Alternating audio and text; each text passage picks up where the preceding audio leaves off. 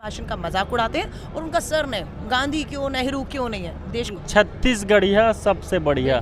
तो आपको यहाँ क्या बढ़िया लगा मैम? बनाने की बात करता है। खैतरीपुर में खाया मैम कभी आप? मैंने यहाँ बघेल जी पूर्ण बहुमत से एक बार फिर वापसी करेंगे। बात है भाजपा पूरी तरह खत्म है छत्तीसगढ़ में। गांधी चौक से विधायक भी रही हूँ, तो बस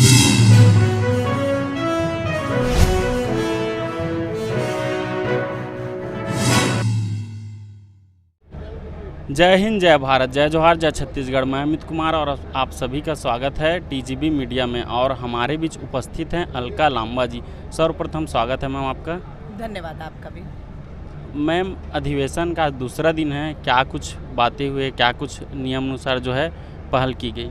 देखिए, कांग्रेस, भारतीय राष्ट्रीय कांग्रेस 137 साल पुरानी पार्टी है। उसका 85वां आज महाधिवेशन 3 दिन का छत्तीसगढ़ की राजधानी रायपुर में हो रहा है, जहाँ पर कांग्रेस की सरकार है। अब ये उस दौरान हो रहा है जब राहुल गांधी जी भारत जोड़ो यात्रा पूरी की है।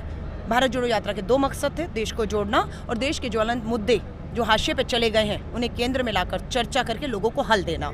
राहुल गांधी जी और भारत जोड़ो यात्रा इन दोनों में कामयाब हुई।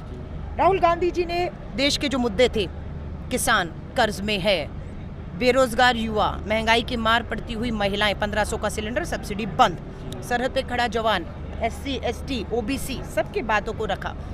संसद में रखा इस उम्मीद से कि देश की सरकार जवाब देगी, लेकिन प्रधानमंत्री जी आते हैं, अडानी पर मुंह नहीं खोलते, बेरोजगारी महंगाई पर मुंह नहीं खोलते, हिम्मत नहीं दिखाते, राहुल गांधी जी के भाषण का मजाक उड़ाते हैं और उनका सर नहीं, गांधी क्यों, नेहरू क्यों नहीं है। देश को नहीं जानना, देश को ये जानना बेरोजगारी महंगाई क्यों है। अब इन मुद्दों पर महाधिवेशन पर चर्चा हुई कि महिलाएं और युवाओं को सबसे ज़्यादा आबादी जो है वो निशाने पर है इस सरकार के। क्या होना चाहिए? फैसला आता है सबसे पहला पार्टी के संगठन की तरफ से कि आधी आबादी जो महिलाओं की है और युवा देश है उनका हिस्सेदारी संगठन में होनी चाहिए। खुशी है कि पहला प्रस्ताव सर्वसहमति से पास किया गया कि पार्टी संगठन के अंदर 50 साल से कम उम्र के लोगों को, महिलाओं और युवाओं को 50% संगठन में जगह मिलने वाली है। स्वाभाविक है, जब युवा आएंगे, महिलाएं आएंगी, तो इन्हीं के मुद्दे जो हाशिए पे हैं वो चर्चा में आएंगे, लड़ेंगे, उन्हें हिम्मत देंगे हम लोग और उसका हल यहीं से निकलेगा जी। जैसे मैम छत्तीसगढ़िया सबसे बढ़िया, तो आपको यहाँ क्या बढ़िया लगा मैम? यहाँ के लोग बहुत बढ़िया हैं, सबसे अच्छा है। आप कहीं पे भी जाएंगे, उसका सब कुछ अगर अच्छा है, लोग अच्छे नहीं हैं, आप उनसे जुड़ नहीं पाएंगे। यहाँ के लोग सबसे ज़्यादा जो हैं वो खुशहाली, शांति, प्यार उनको है। यहाँ नफरत नहीं है। यहाँ पर कोई भाजपा का जो एजेंडा है वो नहीं चलने देते यहाँ के लोग। और यहाँ की फिर वही बात है, जब लोग अच्छे हैं तो उनका खाना भी अच्छा लगता है, उनका पहनना, उनकी संस्कृति, उनके रीति रिवाज, यही छत्तीसगढ़िया को सबसे बढ़िया बनाने की बात करता है। खैतरीपुर में खाया मैम कभी आप? मैंने यहाँ के सारे आपके जो हैं व्यंजन मैं कहूँ, पहनावा कहूँ, आपका डांस कहें, आपके त्यौहार कहें, आपके मुख्यमंत्री जो हैं हमें साल में एक बार आमंत्रित करते रहते हैं और हमें मौका मिलता रहता है। और मैं छत्तीसगढ़ के लोगों का धन्यवाद भी करना चाहती हूँ।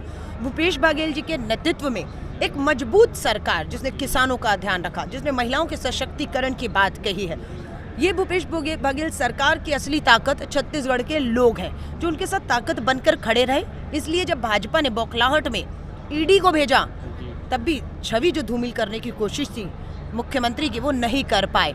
वो मुख्यमंत्री इतने पॉपुलर हो गए हैं कि छत्तीसगढ़ के मुख्यमंत्री हिमाचल जाते हैं और यहाँ के मॉडल पे हिमाचल चुनाव जिताकर हमें ले आते हैं, OPS, old pension scheme.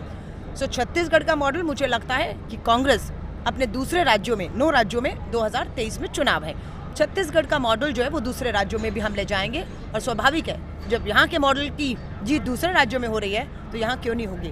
Bhupesh Baghel ji पूर्ण बहुमत से एक बार फिर वापसी करेंगे। मैं इसीलिए छत्तीसगढ़ के लोगों का धन्यवाद करती हूँ कि इस सरकार को 5 साल, जो अभी 4 साल पूरे के 5वें में है, लोगों ने बहुत प्यार दिया, विश्वास किया, समर्थन दिया है जी। अच्छा, मेरा अंतिम क्वेश्चन ये रहेगा मैम आपसे, इस अधिवेशन से जनता को क्या मिलने वाली है, क्या लाभ? मुद्दे किसके हैं यहाँ पर? जनता के मुद्दे हैं। क्या महंगाई जनता का मुद्दा नहीं है? बिल्कुल उन्हीं का मुद्दा है। बेरोजगारी किसका मुद्दा है? किसानी किसका मुद्दा है? सरहदें, छत्तीसगढ़ में कोई अंतर्राष्ट्रीय सरहद नहीं लगती, पर उसे चिंता होती है कि हमारी सरहदें कितनी सुरक्षित है, दुश्मन कितना हमारे लिए चुनौती बना हुआ है। यहाँ पर कितने आदिवासी छत्तीसगढ़ में रहते हैं, तो यहाँ तो चर्चा और बात उन्हीं की हो रही है। यहाँ पर हम अपनी मैं नहीं कर रहे, अपने मन की बात नहीं कर रहे, हम जन की बात कर रहे हैं, हम उनके मुद्दों की बात कर रहे हैं, जिससे सरकार भाजपा की पूरी तरह मुंह मोड़ चुकी है। यहाँ पर आप देख रहे हैं डॉक्टर रमन सिंह जी को 15 साल का कार्यकाल मिला और उसके बाद आज वो कहाँ है? भाजपा ने खुद उनको खुड्डे लगा दिया है, बिल्कुल घर कर दिया है उनको। वरना इतना कद्दावर नेता 15 साल मुख्यमंत्री रहा हो, भाजपा उनको दूसरे राज्यों में उनके मॉडल 15 साल वाला क्यों फेल हुआ, क्यों नहीं आज भेज रही है ना? सो साफ सी बात है, भाजपा पूरी तरह खत्म है छत्तीसगढ़ में। और भूपेश बघेल जी की लोकप्रियता, उनकी जो ताकत है, जो काम किए, वो हम आगे बढ़ने के लिए प्रोत्साहन दे रहे हैं। जी धन्यवाद मैम। मैम जैसे चुनावी बातें हुए, मैं व्यक्तिगत आपसे क्वेश्चन करना चाहूँगा। आने वाले यूथ जो महिला हैं उनके लिए आपने अपना कदम पार्टी में जो है कब से रखे और इतना मुकाम कैसे हासिल की?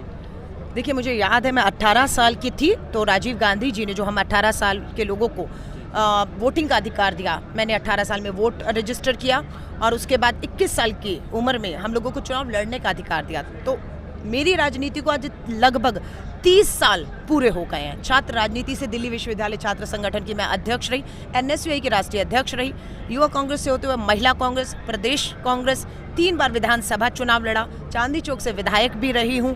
तो बस ये संघर्ष है, चल रहा है और खुशी है कि सोनिया गांधी जी जो 20 साल रहे, उनके साथ मुझे ताकत से काम करने का मौका मिला। बहुत बहुत धन्यवाद मैम आपका कीमती समय देने के लिए। ऐसे ही खबर और ऐसे न्यूज़ के लिए बने रहें TGB मीडिया में। मैं अमित कुमार, धन्यवाद, बहुत बहुत धन्यवाद।